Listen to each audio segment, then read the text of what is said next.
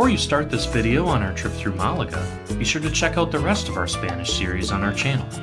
Here you can see us ride a cable car up a mountain, walk through the ancient city of Fuengirola, and enjoy ourselves in Seville. We decided to use the public transportation on the way to Malaga today, and so we took the C1 Renfe train out of Carvajal all the way into Malaga, which took about 40 minutes. This journey took us through beautiful landscapes on the coast.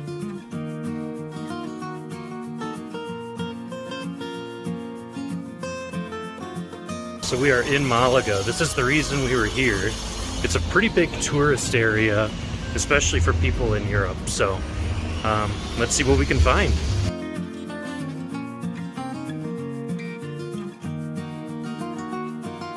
So we decided to stop and actually get a couple beers and a quick little snack. Yeah.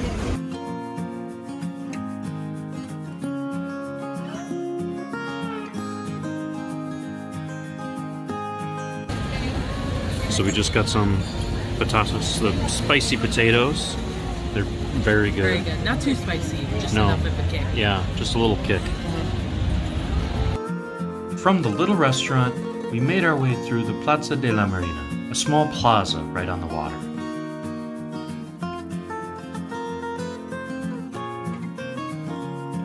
Here we found a very interesting statue of Hans Christian Andersen, the writer of The Little Mermaid.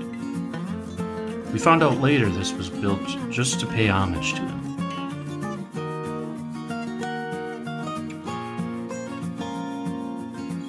From there, we walked a few minutes until we made it to our first sightseeing stop, the Malaga Cathedral.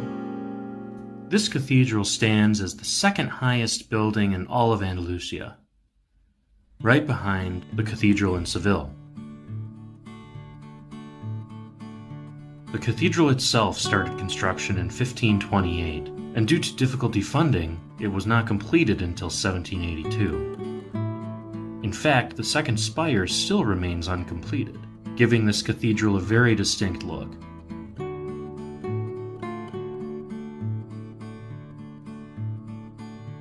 You can still walk all around the courtyard surrounding the cathedral, and it's a beauty to behold.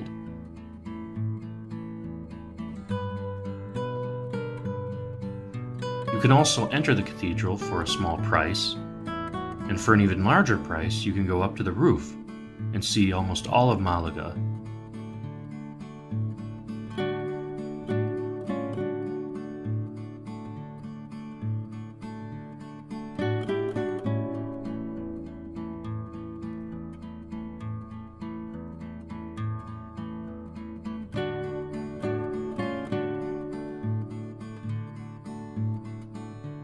From the cathedral, we walked over to the nearby Alcazaba complex, which consists of the Roman Forum, the Alcazaba itself, as well as the castle Gibralfaro.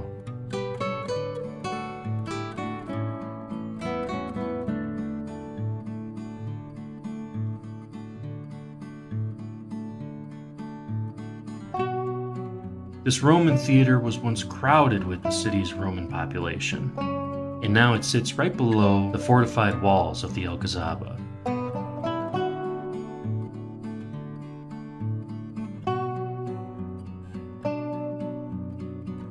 The Alcazaba is an old Moorish fortress that was built in the 11th century. This fortress has been restored and open to the public as a museum. The inside of this fortress is absolutely beautiful. There are all sorts of plants all over, and when you're high into the fortress, you can even see much of the Moorish architecture that defines this region.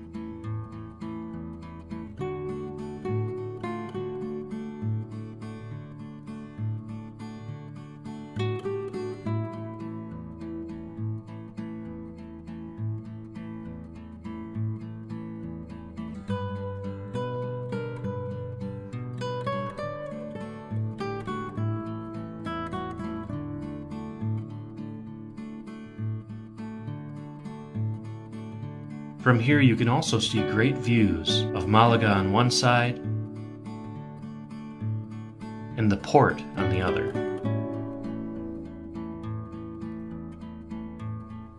The entrance fee is very cheap, running at about €350 per person. If you combine your entrance to the Alcazaba with the castle Gibralfaro, it's only €5.50 per person to tour both.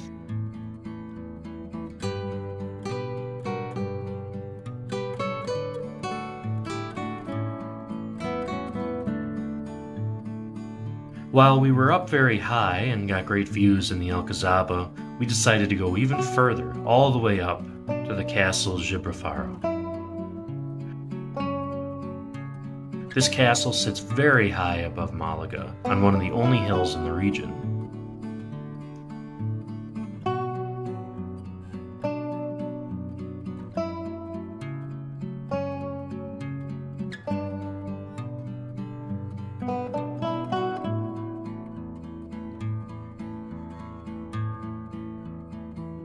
This area had been the site of fortifications for centuries, with the original Phoenician fortifications dating back to the 700s BC. The Moors fortified this even further.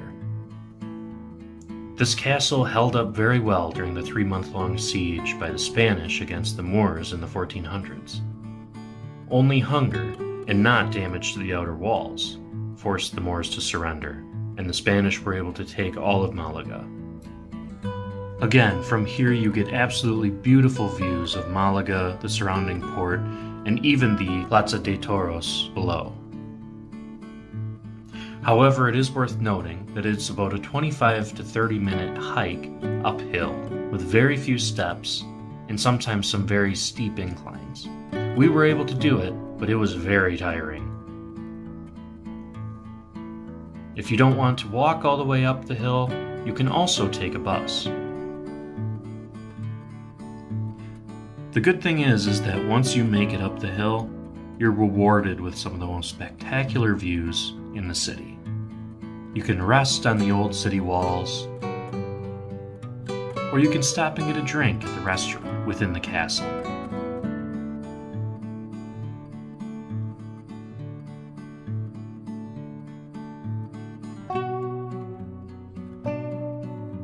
You can also learn about the history of the castle in the greater Malaga area in the History Museum also found within that castle.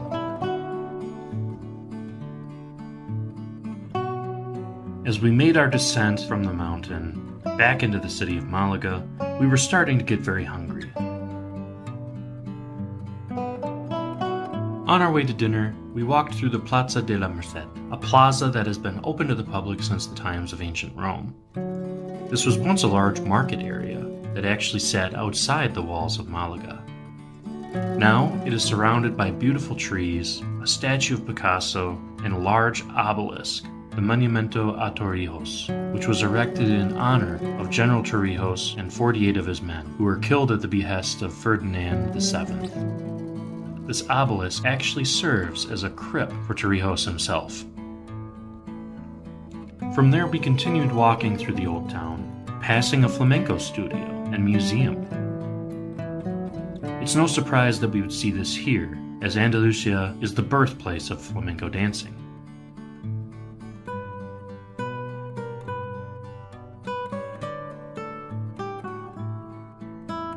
Finally, we made it to dinner at El Tapeo de Cervantes.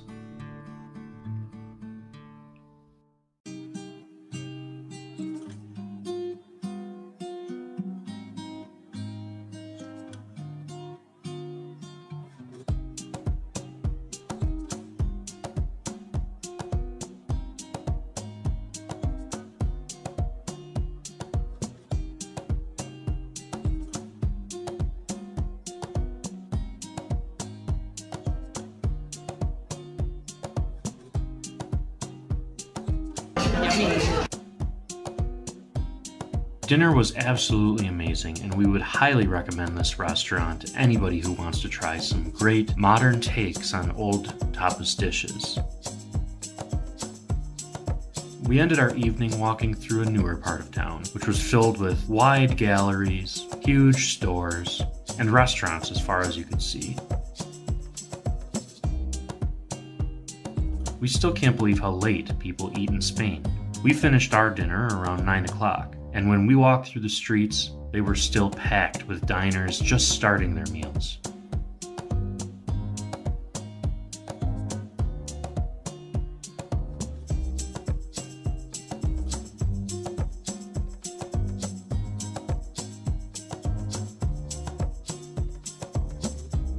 While walking back to the train station, we walked past the now closed Mercado Central de Artesanas. This is a large open market area with several stalls, vendors, and fresh foods.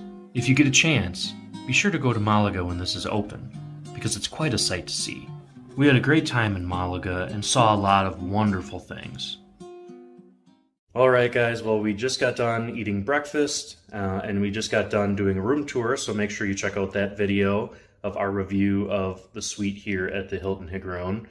But now we are going to check out and head off to the airport to go home. I think we're both ready. It's been 7 days, so it's been a nice long trip, but we're ready to get back home. Yeah. We caught an Uber for the 20-minute ride to the airport from our resort. On the way, we passed some beautiful scenery along the coast.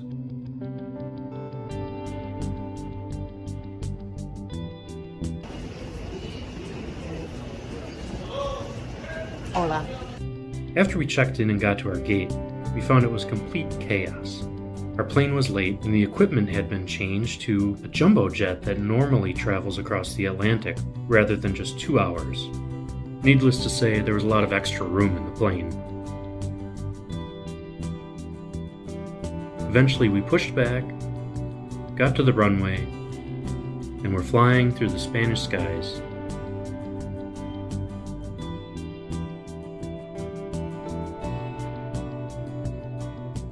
On takeoff, we could even see several of the points of interest we went to in Malaga.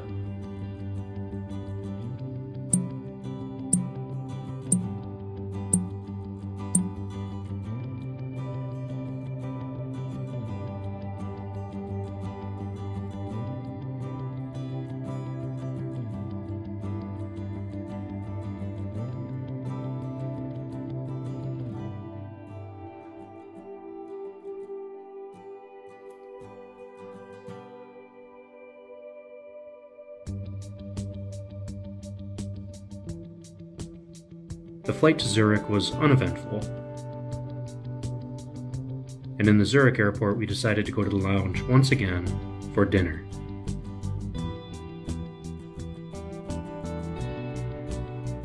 On our way home.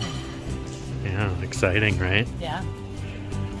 Eventually, we boarded our flight to Munich, and we're back in Germany before we knew it.